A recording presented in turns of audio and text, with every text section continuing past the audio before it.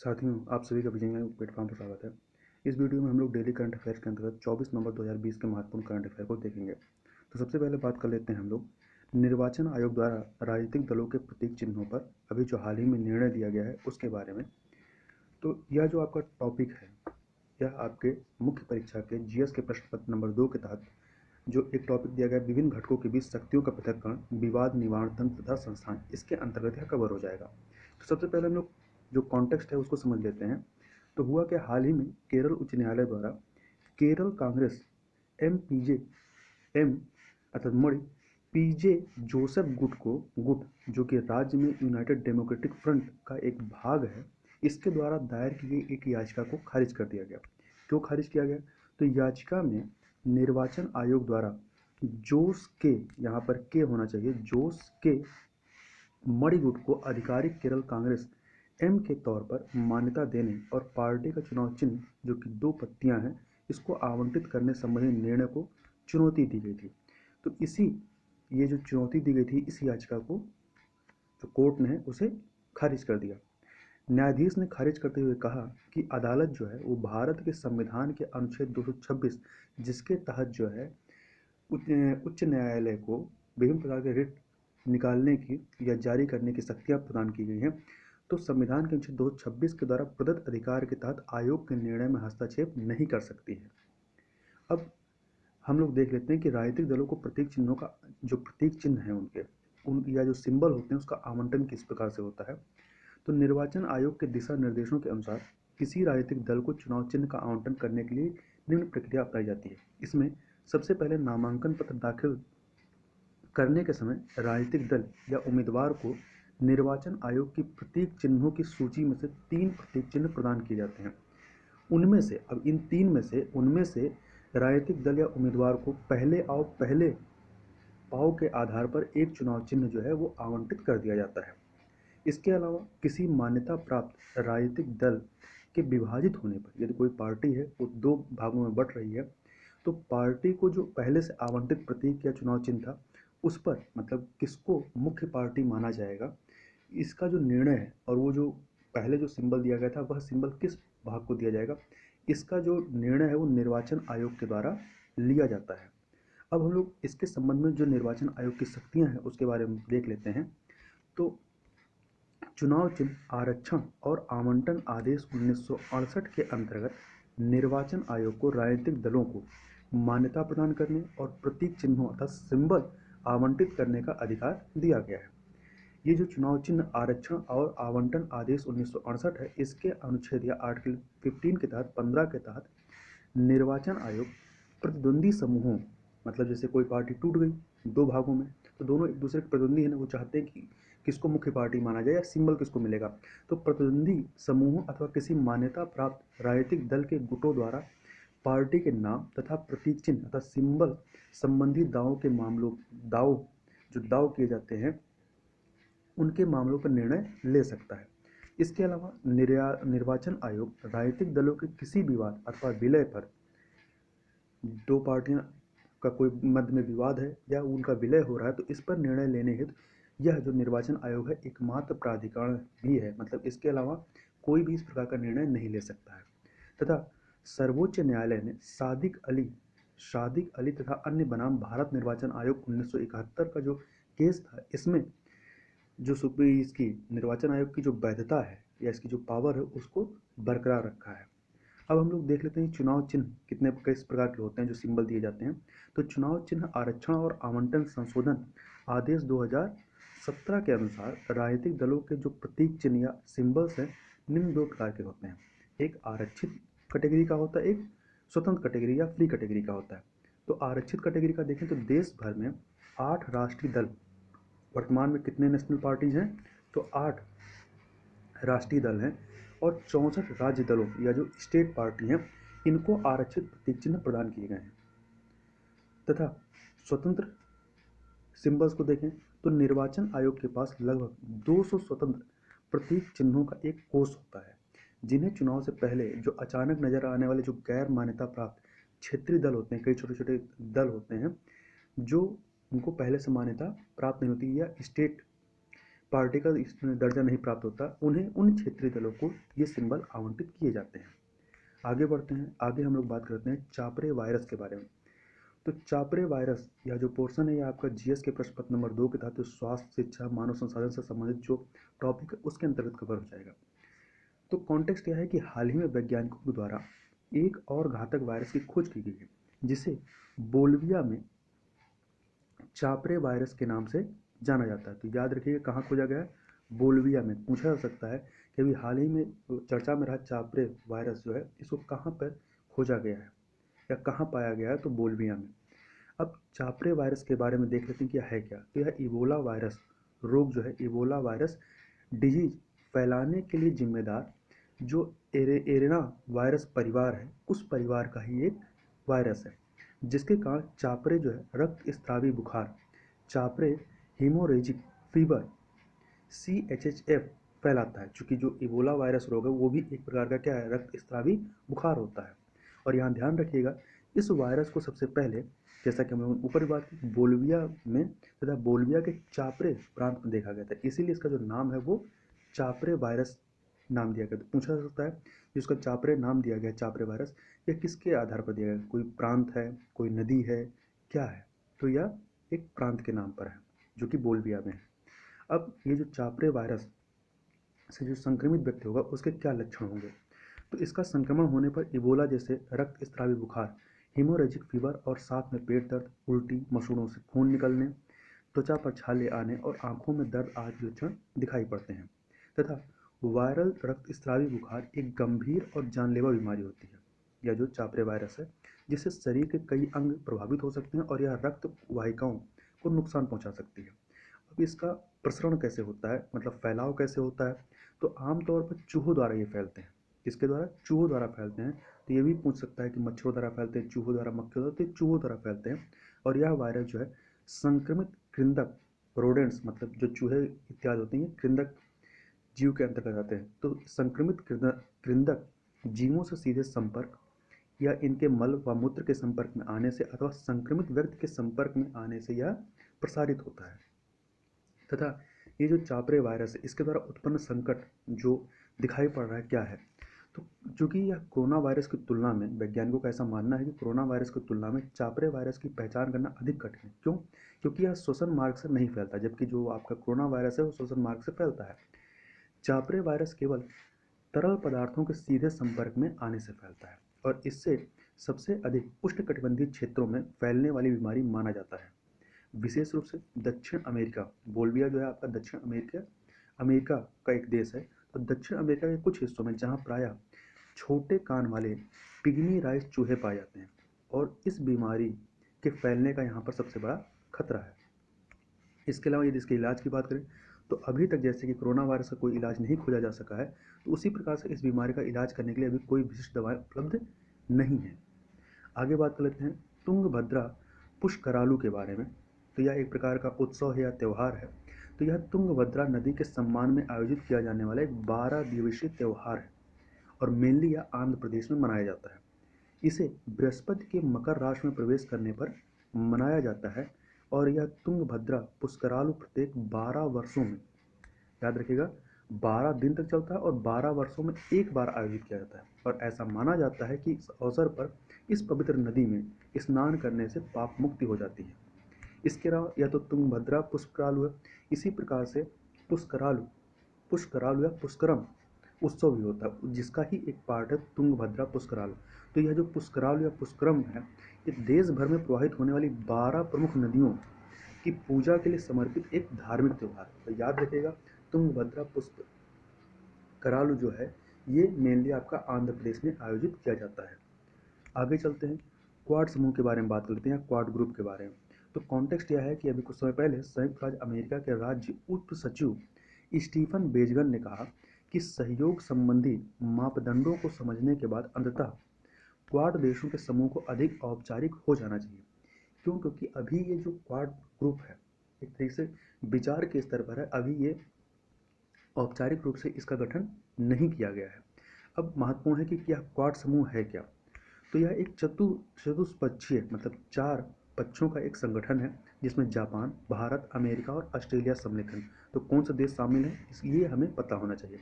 Japan, Bharat, America और Australia. इस समूह के सभी सदस्य राष्ट्र लोकतांत्रिक राष्ट्र होने के साथ साथ गैर बाधित समुद्री व्यापार तथा सुरक्षा संबंधी साझा हित रखते हैं। मेनली ये जो क्वाड ग्रुप का कॉन्सेप्ट लाया गया है, ये चीन की जो विस्तारवादी नीति है उसको काउंटर करने के लिए लाया गया है।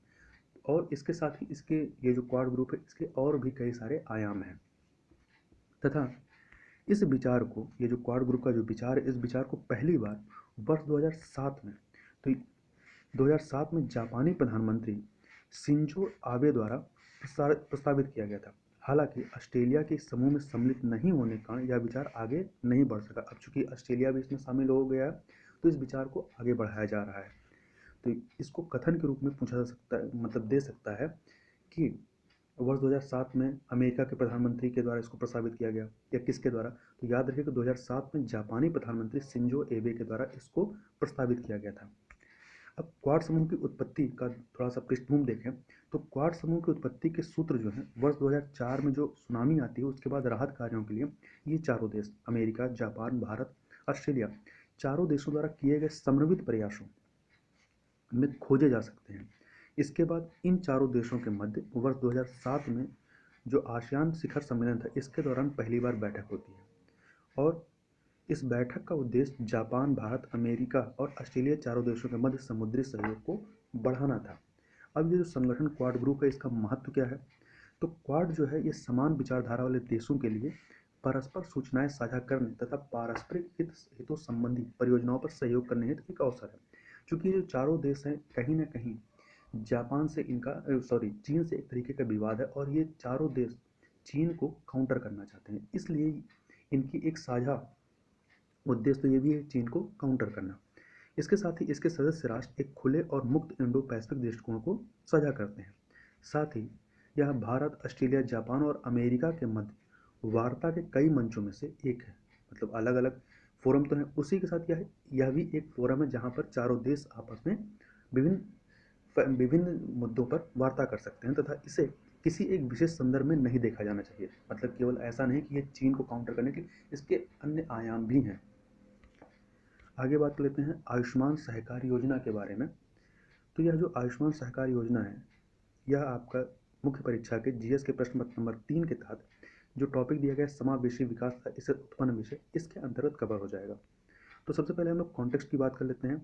तो कुछ समय पहले केंद्रीय कृषि राज्य मंत्री के द्वारा आयुष्मान सहकार योजना का शुभारंभ किया गया था। अब यह योजना क्या है, इसके क्या क्या चीज़ें हैं और इसका महत्व क्या है, इसको थोड़ा समझ लेते हैं। तो यह सहकारी समितियों, जो कोऑपरेटिव सोसाइटीज़ हैं, इन सहकारी समितियों द्वारा देश में स्वास्थ्य सेवा के बुनियादी ढांचे के निर्माण में महत्वपूर्ण भूमिका निभाने के लिए एक अनूठी योजना है। तो याद रखिएगा सहकारी समितियों का किस क्षेत्र में स्वास्थ्य सेवा की जो बुनियादी ढांचा है उसको उसके निर्माण में या उसको मजबूत करने से संबंधित यह योजना है। इसे कृषि और किसान कल्याण मंत्रालय के तहत एक शीर्ष स्वायत्त विकास वित्त संस्थान है जिसका नाम है राष्ट्रीय सहकारी विकास निगम, national cooperative development corporation NCDC द्वारा तैयार किया गया है इस योजना को। तथा अब योजना की जो प्रमुख विशेषताएं और इसका जो कार्यान्वयन किस प्रकार से होगा उसको समझ लेते हैं। तो यह जो एनसीडीसी है, नेशनल कोऑपरेटिव डेवलपमेंट कॉरपोरेशन, यह प्रत्याशित सहकारी समितियों के लिए जो भी मतलब सहकारी समितियां इस कार्य के लिए आगे आएंगी तो प्रत्याशित सहकारी समितियों के लिए आवधिक ऋण मतलब पीरियोडिकल डेप्ट मुहैया कराएगा एक टाइम पीरियड के लिए। इस उद्देश्य हेतु एक कोष का भी, एक फंड का भी गठन किया जाएगा तथा स्वास्थ्य देखभाल से संबंधित गतिविधियां संचालित करने संबंधी उपयुक्त प्रावधान बनाने वाली कोई भी सहकारी समिति जो है कोऑपरेटिव सोसाइटी वो एनसीडीसी निधि से सहायता प्राप्त कर सकेगी। तथा जो पात्र सहकारी समितियां होंगी उनके लिए राज्य सरकारों, केंद्र शासित क्षेत्रों के प्रशासनों के माध्यम से एनसीडीसी सहायता प्रत्यक्ष रूप से प्रदान की जाएगी। तथा यह योजना जो है दिन प्रतिदिन के संचालन के लिए आवश्यक कार्यशील पूंजी तथा मार्जिन मनी प्रदान करती है। तथा इसके साथ ही यह योजना महिला बहुमत वाली जो सहकारिताएं हैं या सहकारी समितियां हैं उनको 1% आर्थिक सहायता सब वेंशन प्रदान करेगी। तो इस प्रकार से यह जो योजना लाई गई है यह ग्रामीण क्षेत्र के लिए काफ़ी उपयोगी साबित होगी, क्योंकि स्वास्थ्य से संबंधित जो बुनियादी ढांचा यदि मजबूत होगा तो ये गाँवों के लिए काफ़ी फायदेमंद होगा। आगे बात कर लेते हैं एलओसी पर स्मार्ट फेंस के बारे में। तो कॉन्टेक्स्ट यह है कि भारत जो है नियंत्रण रेखा लाइन ऑफ कंट्रोल पर 700 किलोमीटर से अधिक दूरी, मतलब मेनली जो आपका भारत पाकिस्तान का जो बॉर्डर है, इस पर 700 किलोमीटर से अधिक दूरी तक पूरी बाढ़ जो है उसको स्मार्ट बाढ़ मतलब स्मार्ट फेंस के में बदलने की सोच रहा है, जिसमें काफ़ी ज़्यादा लागत आएगी।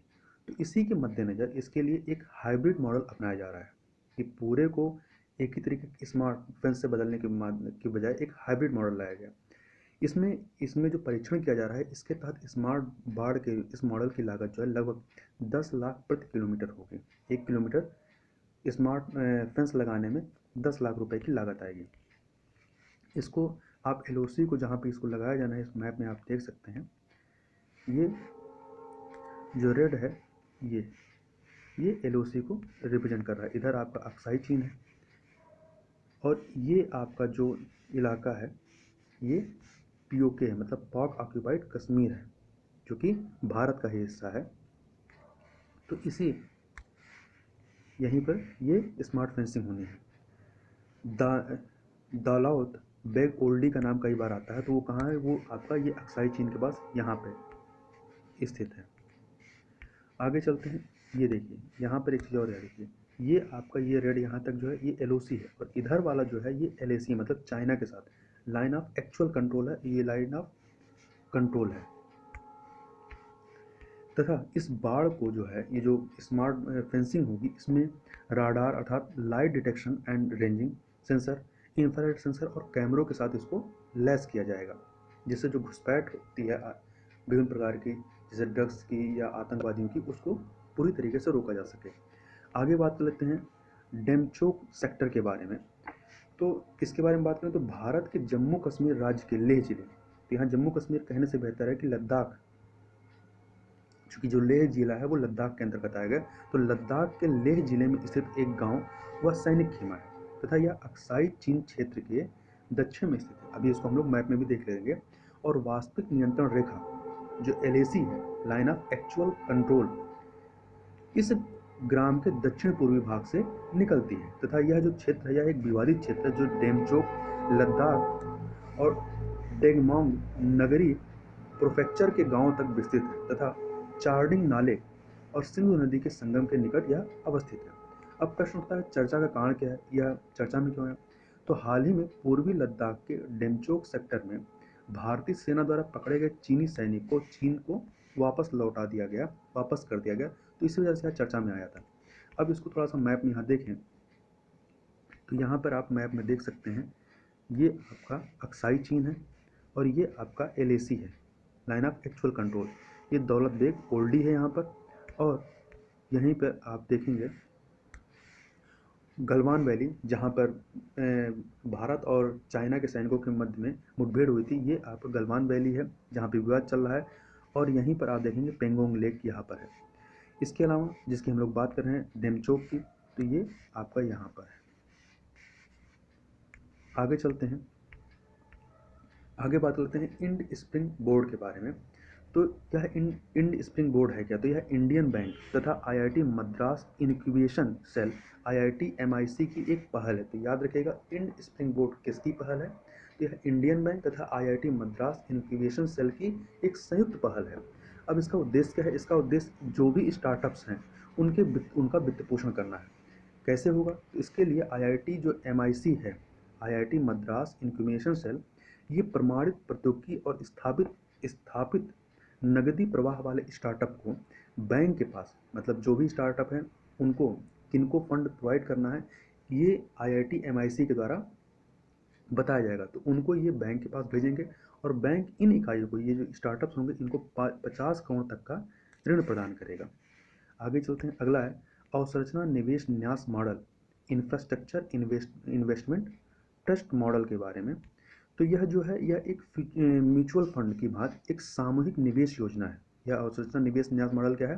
तो यह एक म्यूचुअल फंड की भांति एक सामूहिक निवेश योजना है जो अवसंरचना परियोजना जो इंफ्रास्ट्रक्चर प्रोजेक्ट हैं उनमें निजी और संस्थागत निवेशकों, यहाँ ध्यान रखिएगा, निजी और संस्थागत निवेशकों से प्राप्त होने वाले धन का प्रत्यक्ष निवेश करके लाभ अर्जित करने में, मतलब ये जो निजी और संस्थागत निवेशक हैं इनको लाभ अर्जित करने में सक्षम बनाती हैं। और यह जो और सेबी इंफ्रास्ट्रक्चर इन्वेस्टमेंट ट्रस्ट विनिमय या विनिमय मतलब रेगुलेशन 2014 द्वारा ये जो इंफ्रास्ट्रक्चर इन्वेस्टमेंट ट्रस्ट है इसको विनियमित किया जाता है। तो याद रखिएगा यह क्या है क्या। आगे चलते हैं। समुद्री यातायात सेवा या इंग्लिश में कहें तो वेसल ट्रैफिक सर्विसेज, शॉर्ट में बीटीएस, और पोत यातायात निगरानी व्यवस्था वेसल्स ट्रैफिक मॉनिटरिंग सिस्टम या बीटीएमएस के बारे में।